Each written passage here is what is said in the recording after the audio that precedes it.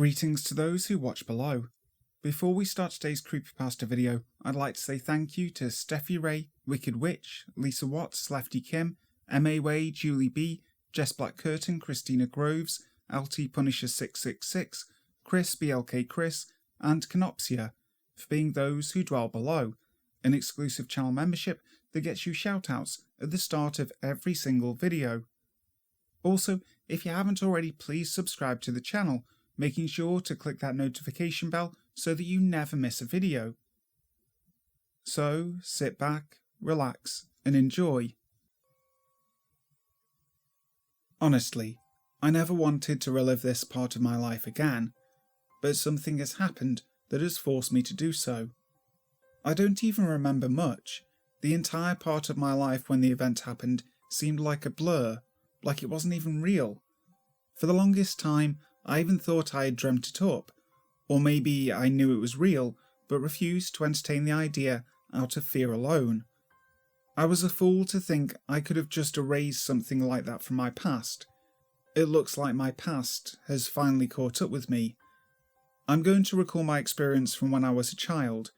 I'm going to try and remember as much as I can. But like I said, much of it is a blur. This surreal experience terrorized me for 3 years of my life, beginning when I was 7 years old. I called this experience the Blue Man. Everything began with a door. One night I would go to sleep, tucked behind my big pink and purple bed sheets, my blue nightlight in the corner of the room, illuminating the closet door that I was always so afraid of.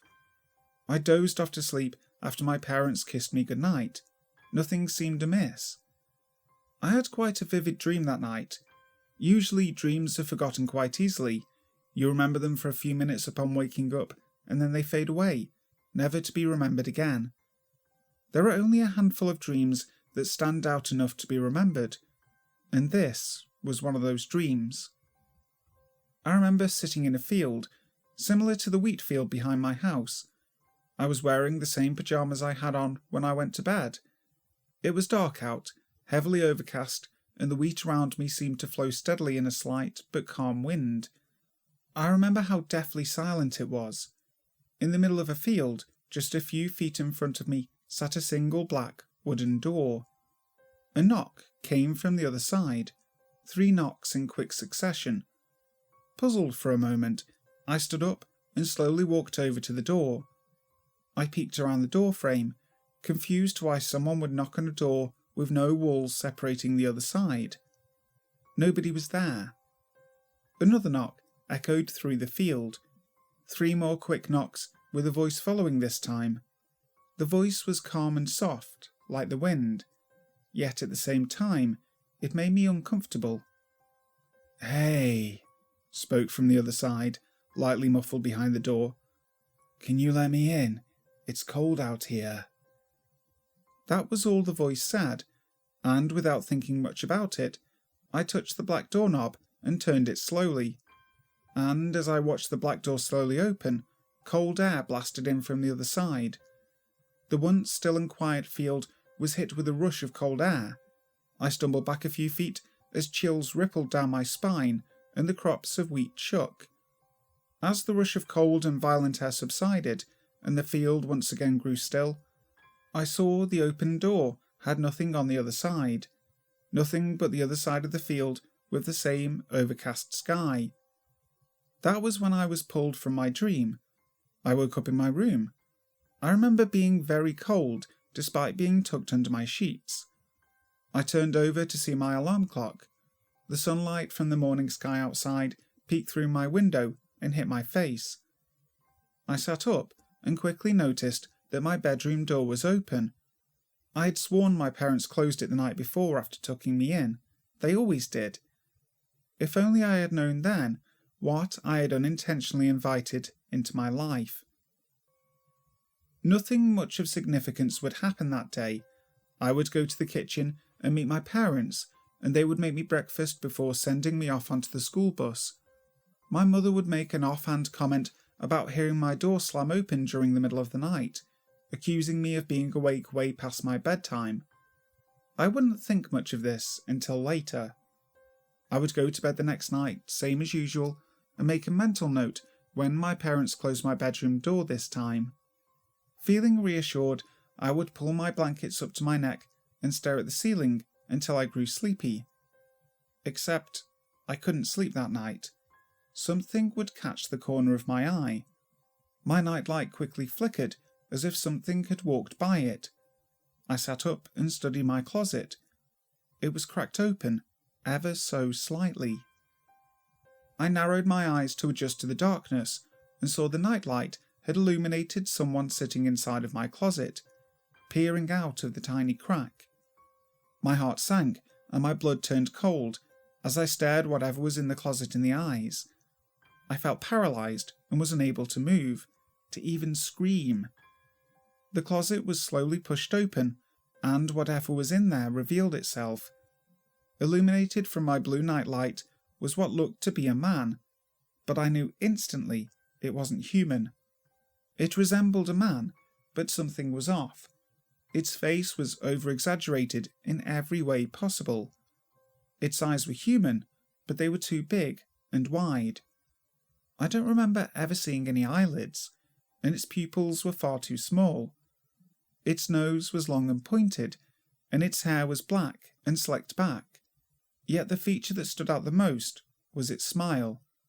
It was permanently smiling, mouth reaching from ear to ear, and I could have sworn it had far too many teeth in its mouth to be human. The creature slowly stood up, never breaking eye contact with me, and never losing that damned smile. As it stood, it reached the top of my closet and had to hunch over. My closet door was over 6 feet tall. I knew instantly its size was not of a normal man's. Still illuminated by my blue nightlight, the creature then began to wave its arm forward, as if motioning me into the closet with it. I didn't move a muscle. Instead, I stayed paralysed in my state of shock, staring the creature in the eyes the entire time, terrified to look away. It continued to motion forward, never letting up. It stood still with the same arm motion and the same facial expression for so long it began to resemble an animatronic. Everything about the creature's appearance was surreal, bordering on real and dreamlike. I don't remember how long we stared at each other for, but I remember blinking one moment, and upon opening my eyes, it was gone. My closet door closed. I didn't sleep that night. I was too terrified to even move from my sitting up position.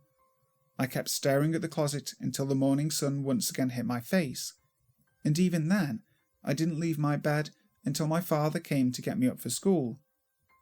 I knew I would have to sleep eventually, but I was scared to let it out of my sight. Unfortunately for me, the creature would return again that night, and the night after, and the night after that. I was stuck with it as it invaded my room every single night for 3 years. My 7-year-old mind began referring to it as the Blue Man whenever I would see it, for the simple fact that it appeared blue through my nightlight. Perhaps there was more to why I called it that.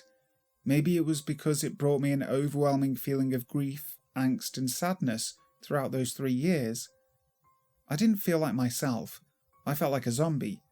And looking back at it as an adult, I don't remember much of anything in those 3 years, except for my experiences with the Blue Man. The next night, I would hesitantly go to bed, begging my parents to stay and wait for me to fall asleep, telling them I didn't want the Blue Man to come out of my closet again. They did what all parents would do when confronted with the monster in the closet story. They told me he wasn't real, and to go to sleep. They left my room after tucking me in like always, closing the door behind them. I took a deep breath and stared at my closet, anticipating it to open once again. But it never did. I almost got some sleep that night, but the Blue Man didn't go anywhere. Instead, he showed up somewhere new.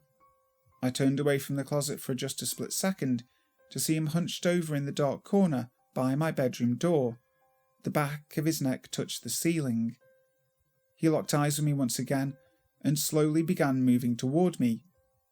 As he moved out from the dark corner, He changed from a dark silhouette to a blue figure once again. He moved like a puppet on a string. His legs and arms moved unnaturally, like they were being controlled by a string. As he moved, he wheezed like a heavy smoker, like something was closing off his airways.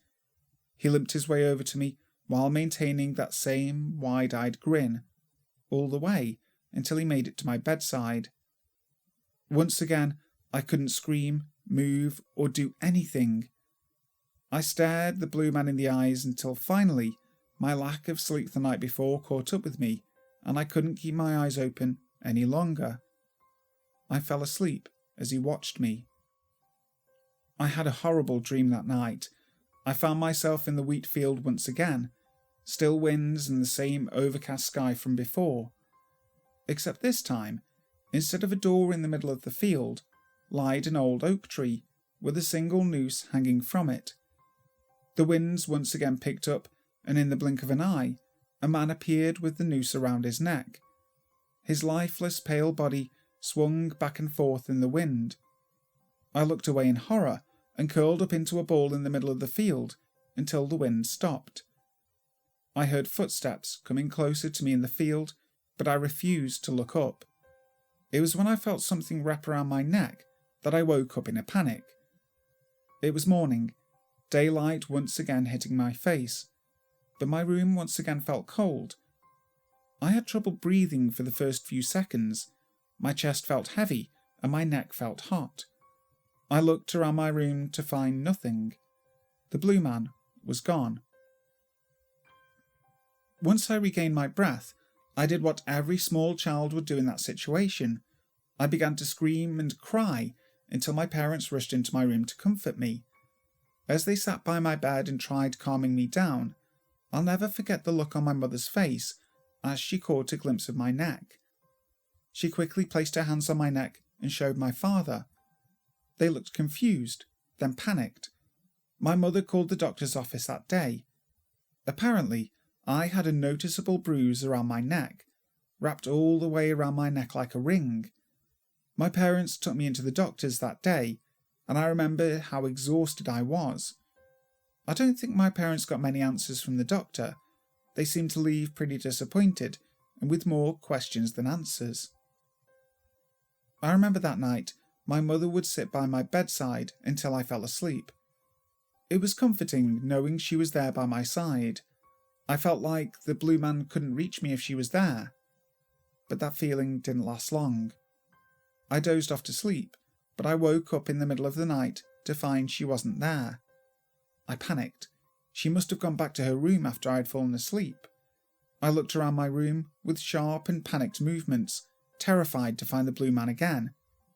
But he wasn't there. I took a deep breath, mentally preparing myself to leave my room to go find my parents. I swung my legs off my bed, and when I looked down at the floor, I saw his face, looking up and smiling at me as he lay under my bed. I threw myself back under my covers and covered my face. I heard him slowly pull himself out from under my bed and stand up, all while making those disturbing wheezing sounds. I knew he stared down at me the entire night, but there was nothing I could do about it, and I was too scared to turn around to look. This continued for so long, and I just forced myself to get used to it. I noticed the blue man would never make physical contact with me when I was awake. He would just stare, always in different places of my room, so I could never anticipate where to find him next. My sleeping was on and off. Some nights I would be too terrified to sleep, but on the nights when I couldn't take it anymore, my eyes would grow too heavy. I would lose the staring game, and I would fall asleep, leaving him to give me awful nightmares. The nightmares would happen every night. There were too many to remember all of them. Most of them were pretty similar, and they all had the same theme: asphyxiation. Sometimes I would be in the wheat field witnessing a man hanging from a tree. Sometimes I would be so deep underwater light couldn't pierce through, and I would watch myself drown. And other nights I would watch myself get buried alive. Every time I would wake up out of breath, and the bruises on my neck fresh. The bruises never went away in those 3 years. In fact, they got worse. The bruises would only appear around my neck. After a few weeks, my parents would begin fighting regularly. They would scream at each other, day and night, pointing fingers at each other. I was too depressed to care. For some reason, during the entire 3 years, I was too depressed to care about much of anything. I was inexplicably sad for a reason I cannot describe. Too depressed for any normal 7-year-old to be. I just felt tired, weighed down from the constant visits from the Blue Man. He felt like a never-ending sickness. Every time he would visit, I would grow terrified. That fact never changed. But I no longer dreaded his visits. I just got used to being terrified every night. I would wear shirts that covered my neck at school, but I must have not been able to hide it very well, and Child Protective Services arrived at my house one day to take me away. All I knew at the time was that I had to stay with my grandmother for a little while, and I wasn't allowed to see my parents. Even at my grandmother's house, the Blue Man followed. Same as before, he would appear in my room late at night, once everyone else in the house was asleep. Sometimes he would hang from my ceiling, right above my bed. Sometimes it would be back in the closet. And sometimes he would even be outside of my room, staring in through the bedroom window with his face pressed up to the glass. 3 years of my life was characterized by being in hospital waiting rooms with constant examinations, yet no answers. I was too depressed to care what was happening to me, and I never really spoke of the Blue Man to anyone. Doctors, Child Protective Service agents, teachers, everyone would ask me questions, but I would always shrug my shoulders and ignore them. My parents and grandmother could barely recognize me anymore. I had gone from a normal little girl to one who had a constant thick cloud of sadness hanging over them, and a ringed bruise around my neck that never went away. I could only imagine how scared everyone was for me, but it all ended when I was 10, seemingly randomly. Perhaps the Blue Man grew tired of terrorizing me. It ended just how it began, with a black door in the middle of a wheat field. One night as I dreamt, I found myself sitting in the field again. I stared at the door. It was wide open with cold air rushing in. I stood up and walked closer towards it. The air pushed against me and made it difficult to move forward. I reached my arm out to close it, but before I could touch the door, it slammed shut with such force the field around me shook from the impact. The cold air abruptly stopped, and I woke up to the alarming sound of my bedroom door slamming shut. After that night, the Blue Man never visited again, and over the next few weeks my bruise would disappear, and along with it, the overwhelming weight of grief and sadness. Just like that, it was all over. There was nothing significant about the day the Blue Man left. It was just random. I still to this day do not know what caused him to leave, or to enter my life in the first place for that matter. It is now the year 2021 when I'm writing this. I'm now 31 years old, a young mother, with a son of my own, Isaac. He's 5 years old. I had all but forgotten about the Blue Man, pushing it out of my mind out of pure denial it happened. However, last night I was forced to come to terms with reality, that the Blue Man is real. I was working from home, writing up a report my boss wanted in by the next day, when I felt a tug on my sleeve. I looked down to see Isaac. He looked as if he wanted to tell me something. I picked him up and placed him up on my lap. "What's up, buddy?" I asked. "Hey, Mum," he questioned. "Have you seen the Blue Man?" "Excuse me?" "The Blue Man. He told me that's what you called him. He told me he was cold too, so I let him inside." My hands were shaking as I parted his long hair away from his neck to reveal a slight red ring beginning to appear around my son's neck.